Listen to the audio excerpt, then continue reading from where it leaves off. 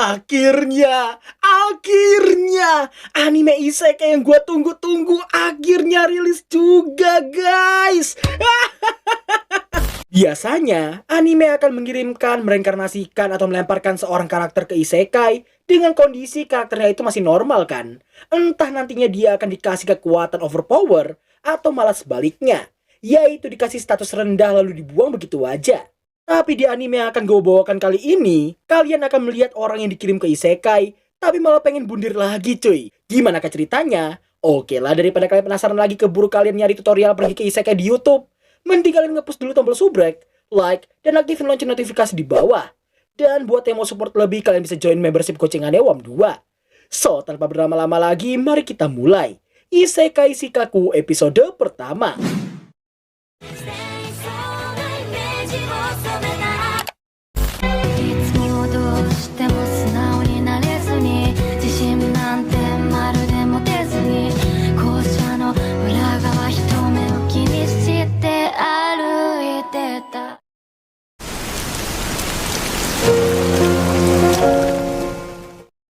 Scene diawali dengan menampilkan sepasang bucin yang sedang menyusuri sungai sembari badai yang mengguyur dengan sangat derasnya ke tubuh mereka.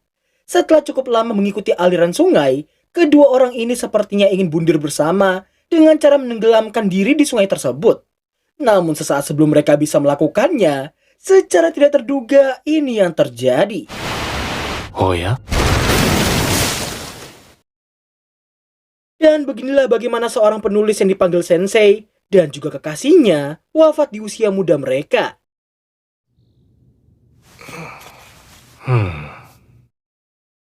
Sebangunnya pria bernama Dazai Osamu di sebuah katedral, ia mengira tempat itu adalah dunia setelah kematian.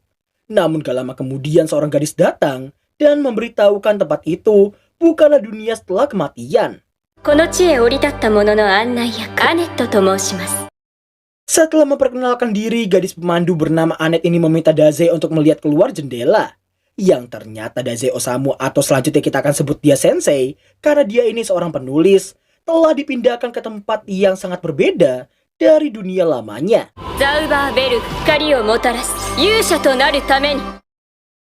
Mendengar semua prolog yang disampaikan oleh si Anet barusan, Sensei menyimpulkan itu artinya dia telah gagal bundir dan malah dilemparkan ke isekai. Anet pun langsung membenarkan kesimpulan tersebut.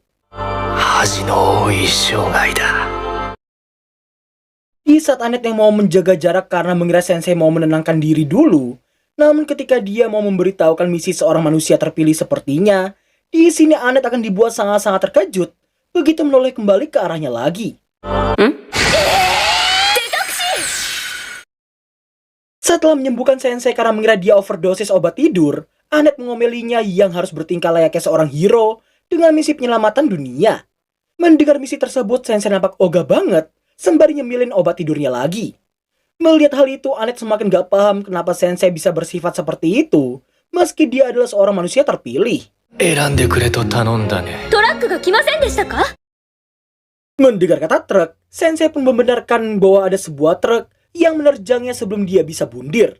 Nah, disinilah kita semua akhirnya bisa memahami kenapa banyak MC anime yang dikirim atau direinkarnasikan ke isekai via truk pun.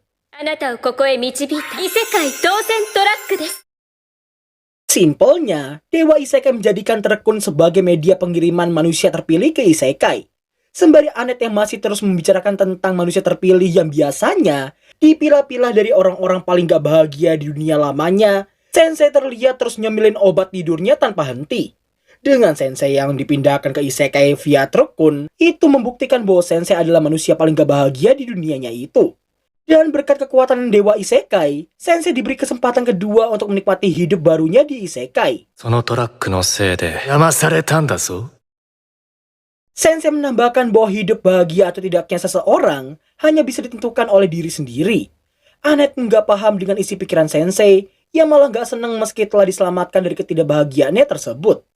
Meski sifat dan ucapannya begitu, namun Anet yakin Sensei akan langsung berubah pikiran begitu melihat status dan skill seorang manusia terpilih sepertinya yang biasanya pada OP-OP.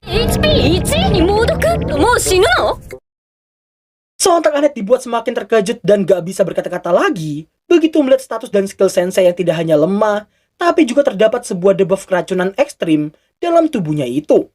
Tentunya semua hal itu baru pertama kali Annette lihat seumur hidupnya menjadi seorang pemandu. Gak lama setelahnya Annette mencoba menghentikan sensei yang mau pamitan pergi dari sana. Dirinya merasa bersalah dan menduga telah terjadi sebuah kesalahan sewaktu memindahkannya ke isekai. Dengan status dan skillnya yang sangat-sangat lemah, Annette merasa sensei tak akan mungkin bisa bertahan di dunia luar. Tanpa berucap banyak sama sekali, sensei hanya memberitahukan bahwa itulah kehidupan yang ia inginkan. Meski telah diminta untuk menetap di katedral, namun sensei hanya berterima kasih karena telah mengkhawatirkan dirinya. Apalagi dia sebenarnya cuma pengen nyari tempat untuk mati lagi. Singkat waktu, intinya perasaan Annette ini bisa timbul akibat orang-orang terpilih yang punya sifat yang hampir sama satu sama lain. Kalau nggak pura-pura nggak tahu lagi ada di mana, pura-pura menolak jadi hero padahal pengen dianggap overpower, sampai dengan pura-pura nggak paham lagi ngapain, usai mencabut pedang legendaris. Semua hal itu membuat Annette yang awalnya sangat bersemangat menyambut para manusia terpilih, berakhir jadi sosok yang telah membuang perasaan serta impiannya dan memasang wajah palsunya untuk menyambut mereka yang terpilih. Itulah kenapa ucapan sensei tadi membuat Annette bisa merasakan sebuah kesenangan yang sudah lama hilang darinya. Sebelum sensei benar-benar pergi dari sana, Annette memohon supaya sensei setidaknya memilih job barunya di isekai. 生まれながらに作家だよ。私はこの方が来るの待っていたんだ。 Shin berlanjut memperlihatkan sensei yang sedang melihat sebuah papan penanda jalan. Anehnya di sini, meski awalnya dia nggak paham dengan bahasa isekai, namun begitu dia nyemil sebutir obat tidurnya lagi, secara tiba-tiba sistem memberitahukan bahwa tanda tersebut bertuliskan daratan besar Earthstone. Sensei bahkan mendapatkan 5 poin status secara cuma-cuma. Merasa penyakit migrainnya kambuh lagi, sensei meminta siapapun yang berbicara di kepalanya untuk gak mengatakan apapun lagi. 冒険者はレベル2に上がった。 Shino. Gak lama kemudian, sensei mendengar suara teriakan gadis dari kejauhan, membuatnya menghampiri sumber suara tersebut. Yang ternyata seorang gadis Nekomimi Loli Brut.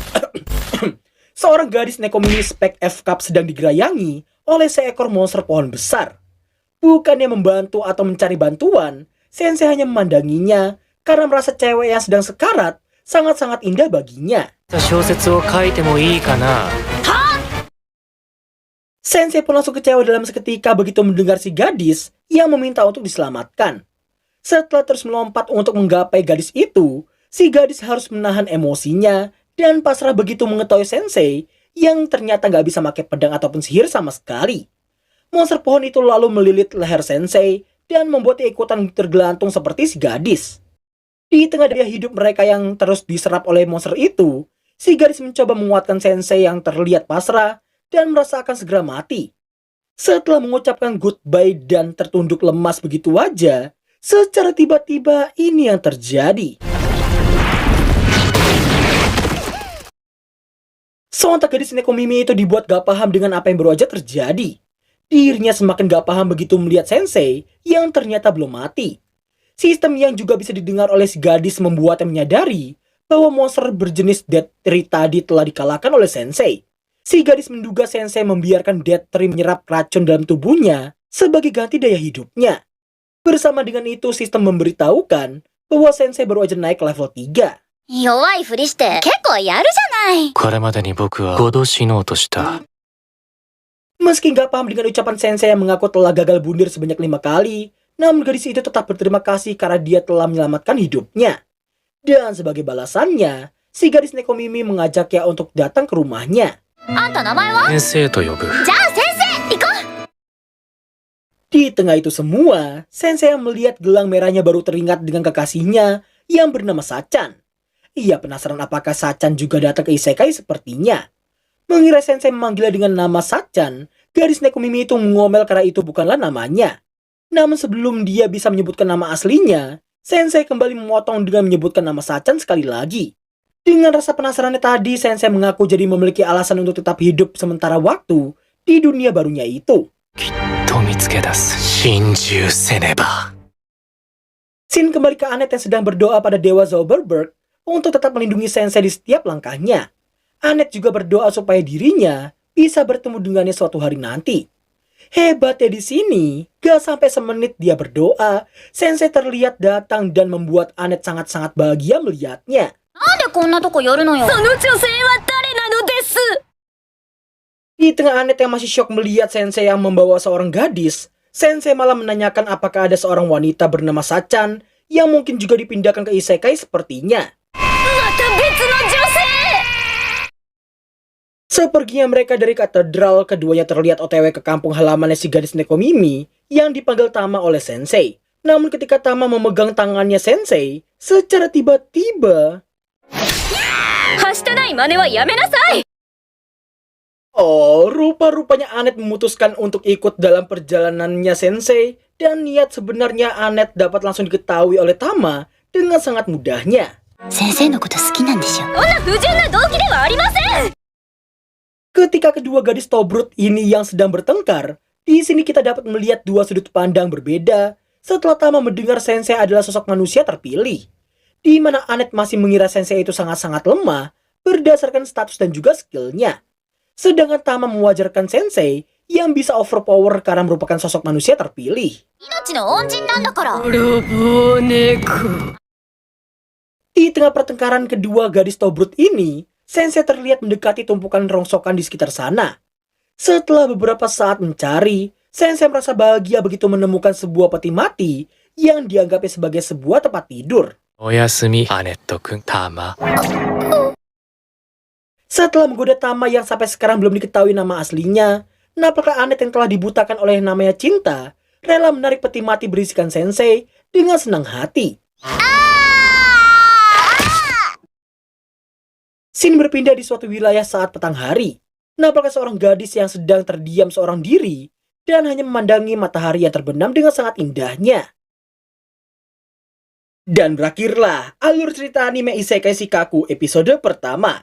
Saatnya gue review jujur. Grafis karakter oke, grafis dunia sesuai ekspektasi gue. Jalan cerita juga cukup sesuai dengan manganya. Bahkan kekuatannya Sensei pun bisa gue bilang cukup memenuhi ekspektasi gue selaku pembaca manganya. Tapi seharusnya kekuatan Sensei itu bisa lebih gelap lagi coy, biar kelihatan lebih badass. Cuma ya bolehlah dibuat hitam ke abu-abuan kayak gitu ya masih it's okay lah ya. Nah, itu komentar positifnya cuy. Sedangkan kritiknya sendiri, seiyu dari Sensei alias Kamiya Hiroshi jujur agak kurang dalam membawakan karakter selemes Sensei. Gua tahu Kamiya-san sendiri juga pernah menjadi seiyu dari beberapa karakter bernuansa gelap macam egonya Blue Lock, atau mungkin Mephistopheles-nya Aono Exercise, atau juga pernah mengisi suara cool macam Levi dari Shingeki no Kyojin, dan Trafalgar Law dari One Piece. Dan mungkin aja ini pendapat gua secara objektif dan dari perspektif satu pihak doang ya. Tapi gua ngerasa mungkin Nakamura Yuichi selaku seiyunya Shiba Tatsuya dari Mahoka Kouko dan Gojo Satoru dari Jujukan lebih cocok untuk pengisian suaranya si Sensei. Ingat ya, ini cuma penilaian secara objektif. Semisal kalian ngerasa cocok atau mungkin punya pendapat tersendiri tentang seiyunya, ya gak masalah. So mungkin segitu aja review jujur dari gua. Semisal kalian punya pendapat sendiri, coba tuangkan di kolom komentar. Thanks buat yang udah nonton sampai akhir video, dan sampai jumpa di episode kedua di minggu depan nanti. Bye bye.